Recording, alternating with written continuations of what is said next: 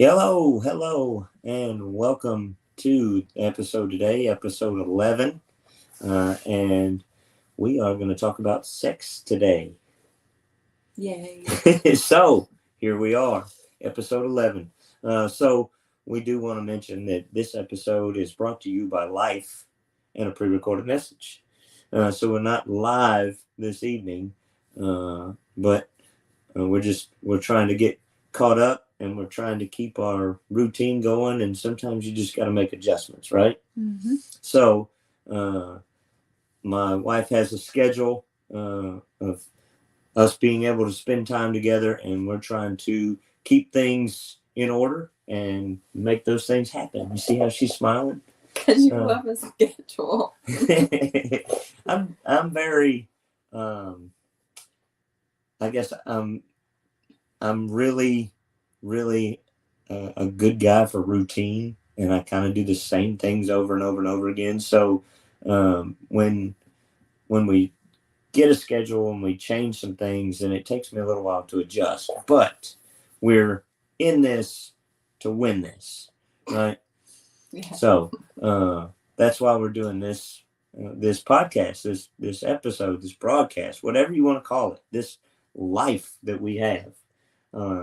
So we're talking about sex today, and so I kind of messed with the title just a little bit so that Facebook and YouTube wouldn't try to throw us into some kind of funky loop.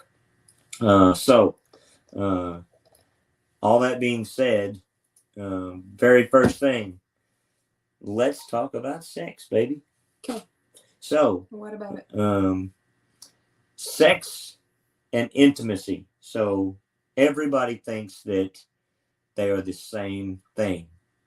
Like the majority of anyone that's asked, and most of the time, I would say 99% of men would say sex and intimacy are the same thing.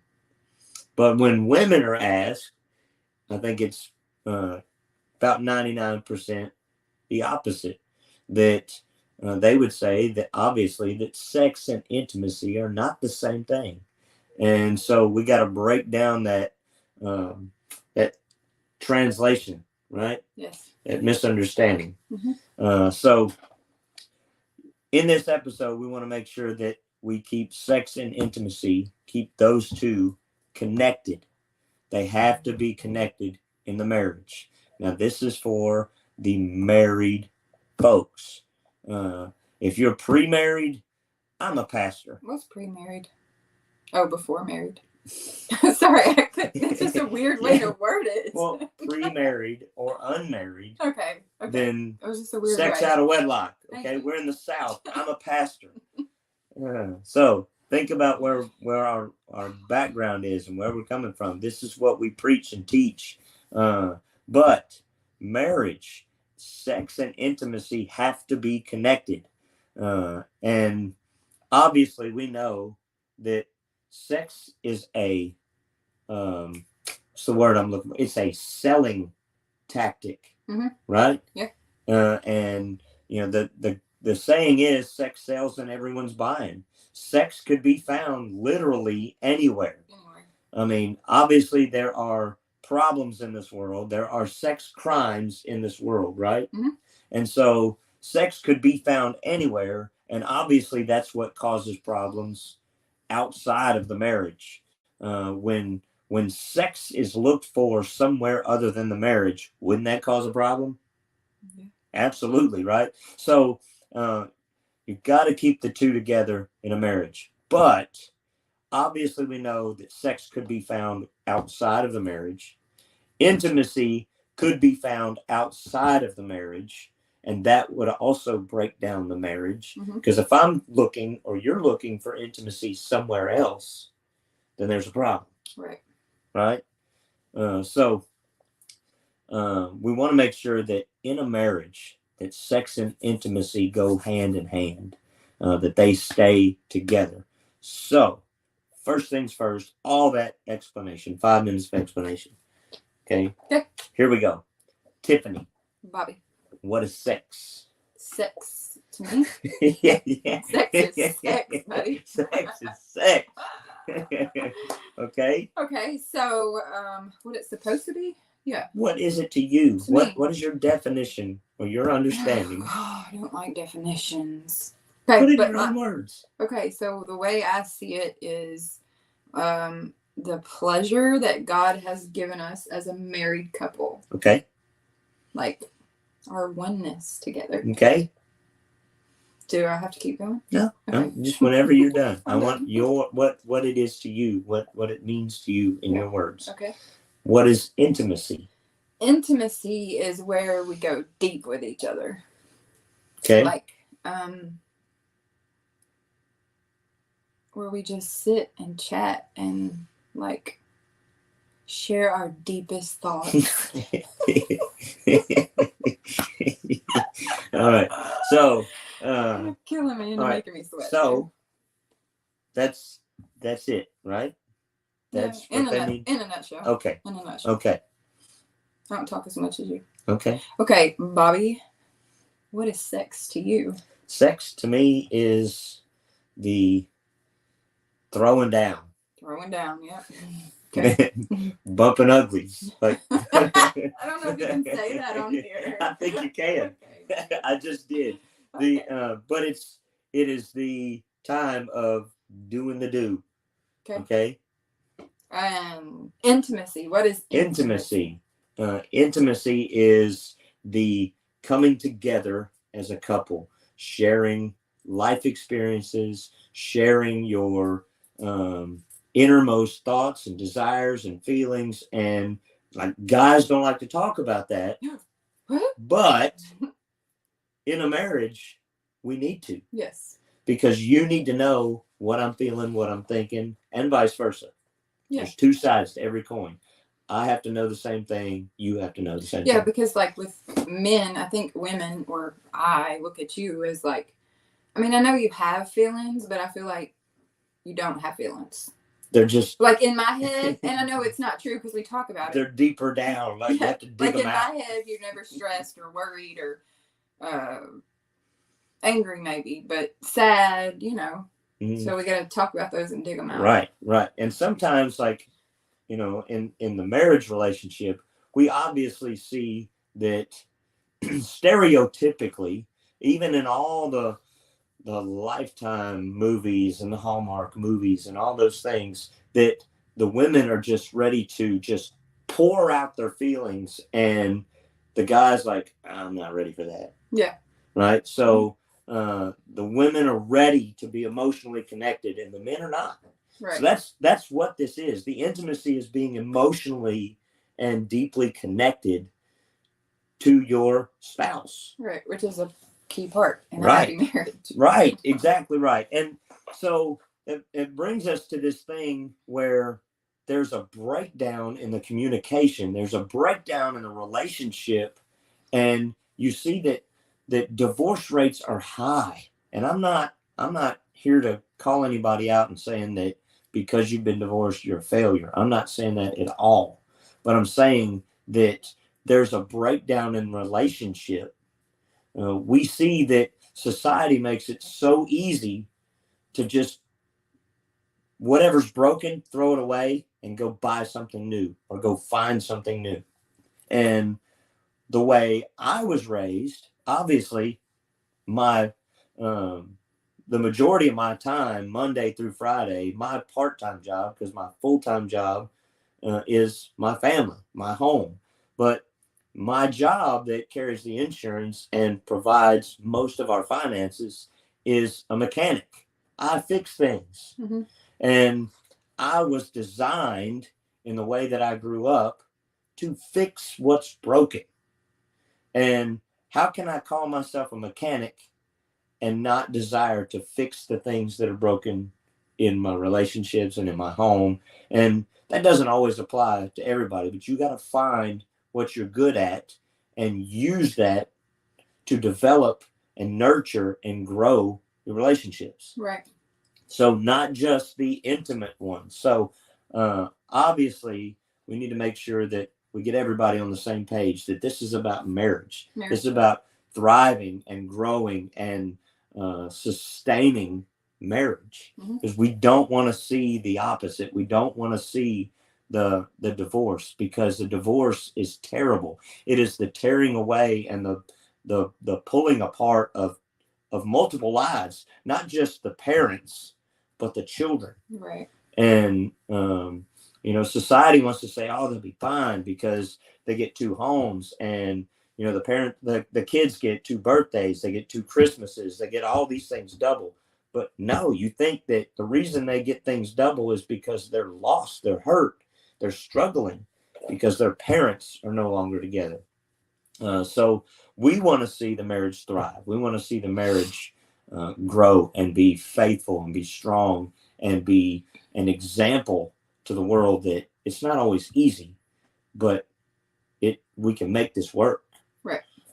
So there's a short list that we need to clarify of do's and don'ts. There's do's and don'ts everywhere in society, and it seems like a lot of that stuff gets clouded, right? What makes you feel good, do it. Yeah. Right. So that's not what this is about. It is not about what makes you feel good, do it. It's about whatever benefits your spouse and your family the most, do that. Okay. Right. So with limitations, obviously, we have to say with limitations. So give me a short list of do's in the marriage relationship regarding sex and intimacy as a package deal. Okay. Okay. So give me a short list of do's and a little bit of explanation in those. Okay. And then I'll take the don'ts. Okay. Do's. Make time for each other's needs. So women are kind of needy. So when it she looks at me like, you're supposed to know this, but don't nod. Yeah. Anyways, women are kind of needy, and so it's not very intimate to just go to bed, bang it out, go to sleep kind of thing. Like, we need a little bit of talk time, Okay. We need a little bit of time. Trying to keep it so friendly here. Okay, so men and women, just quickly, do men and women have the same needs? Kind of, but no. Okay. Give me a little bit of explanation. Okay, here. Because a man is ready to throw down at 100% of the time. Any minute. The drop of a hat, men can go. Any time of the day. He just walk in the room and be like, hey, let's go at it. Right. Gang. Women. Like a diesel on a cold day in the wintertime, right? Take a few minutes to get warmed up or have to clear your mind. Yeah. So the house, the kids, the school, the life, all in your mind, can the switch be flipped and be ready to go? I haven't found that yet.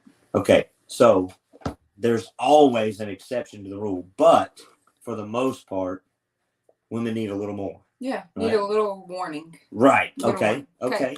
So,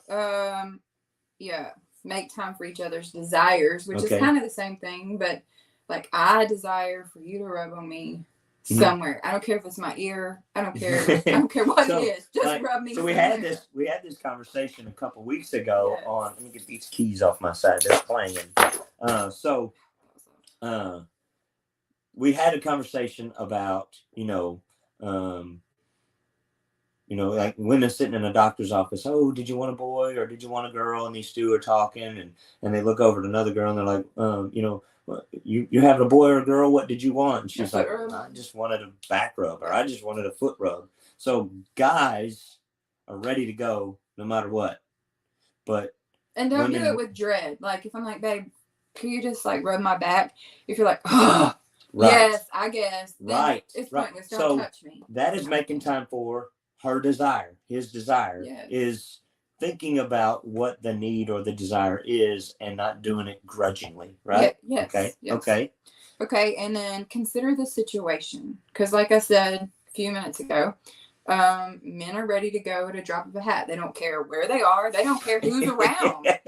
They don't care who might walk in. Whereas the woman, for the most part, is like, okay, well, the kids are going to, like, I have to process this stuff. The kids are outside playing. The baby's most likely going to come in, in a few minutes. Like, I got to process where No, everybody, Dad. neighbors are gonna show up. Like, Mm-hmm. That's another thing about us living in a small town, small community. Everybody knows everybody, living next to family, because family's not going to call before they show up. They're just going to walk over and open the door. Yeah, we had that discussion. So you better lock the door. Anyway, right? So there's a different, like, while you would have one thing on your mind, I have a million scenarios and possibilities of what might happen. So, yeah. Right. So we got to be mindful of each other, the things on our mind, the stress levels, everything like that. So, with those being said, the short list of don'ts I have for the married couples today is don't withhold intimacy. Don't withhold sex and intimacy, because still you can withhold not sharing your inmost desires and your thoughts and feelings. You can withhold that as revenge or retaliation. Well, you didn't do this for me, or you didn't exactly speak to me the way I expect you to speak to me yesterday or last year, because that gets locked in, right? And really it gets brought up in the worst time. Yeah. But don't withhold because of revenge or retaliation. That's not a good way to work it out. Again, I want to stress the communication, right? Yes, communication. We talk about these things.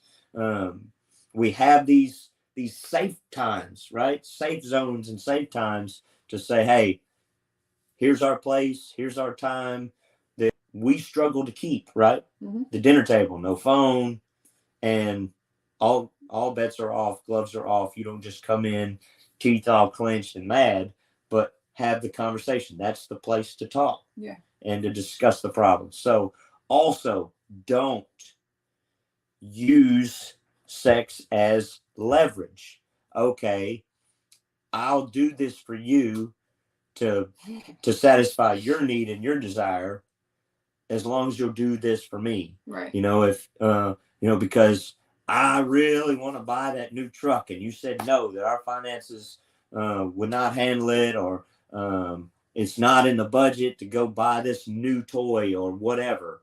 Well, you didn't let me make the decision, or you didn't make a good enough decision for me. So no, I'm going to roll over and go to sleep. Right.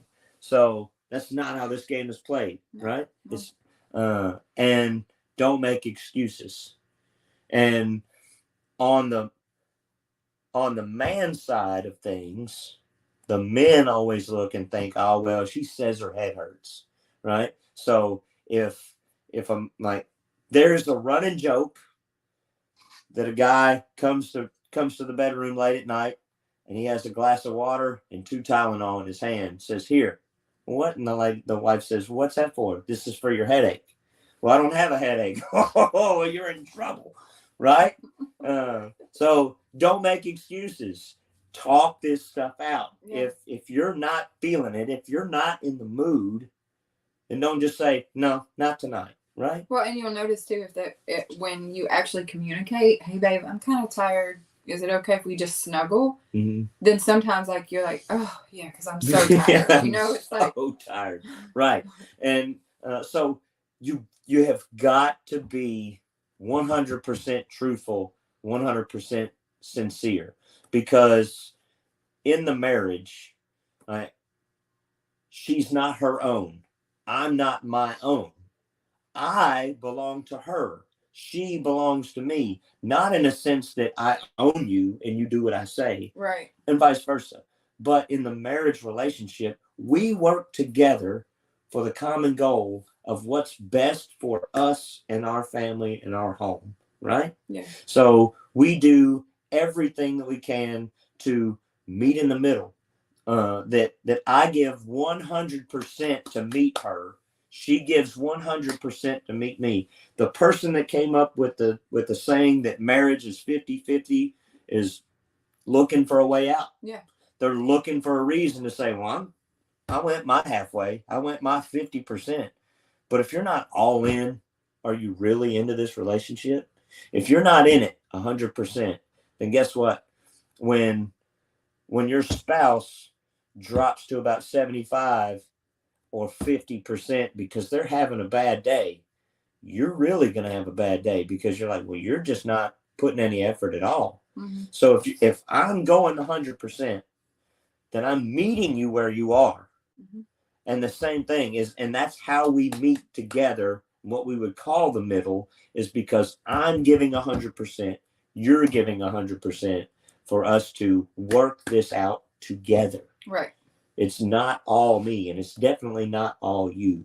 So don't make excuses. Don't let the stress of the day become an excuse to say, look, my brain just needs to turn off. Yeah, I need to get rest and go sleep. Also, like, women hormones were just weird. God built us weird. I don't know why. I don't know why it had to be the women. Why couldn't it have been the men weird? Whatever. Right. You can't not always be in the mood. I mean, so you can't tell your husband no 365 days in a row and then wonder why he went and slept with a coworker or something. I mean, sometimes even when you're not in the mood, you got to be like, you just got to take one for the team. But also that being said, that's true. Like, that's that 100% going to meet them where they are. But it doesn't give a man an excuse to say, well, if you don't give it to me at home, I'm going to find it somewhere else. Right. No, it definitely doesn't give them an excuse. Because that means that you were never committed to this relationship from the start. Right. And so that's why we address this to the married couples. Because if you're living together and you're going through all the motions of a married couple, then why haven't you taken that step? Why don't you commit? Yeah. So if I don't commit to you and enter into a marriage contract with you, if I don't do that, am I in the back of my mind always looking for a way out? Right. Or a way to say, you know what? Because we're not married, you don't get half of everything. You don't get retirement. You don't get this. That I take my stuff and go my way, you take yours and go your way, and it's done. Right. So are you really committed to this? Because I know several people that have been together for years and they're not married. Mm-hmm. And it's just what's in the back of your mind. Are you willing to make that commitment to say, hey, I genuinely, truthfully, faithfully want to spend the rest of my days with you? Right. And if not, are you really telling that other person a lie when you say I love you and I love you to the moon and back? Or are you just throwing that around to use as leverage, right, and to get what you want? So anything you want to add? Anything maybe I missed? I'm sure we missed a lot, but that gives us more content for a later episode, right? Yeah. Anything? You good? Nothing. Just like most areas in your marriage, communication is key, and communication, I think, keeping is everything alive. Number one.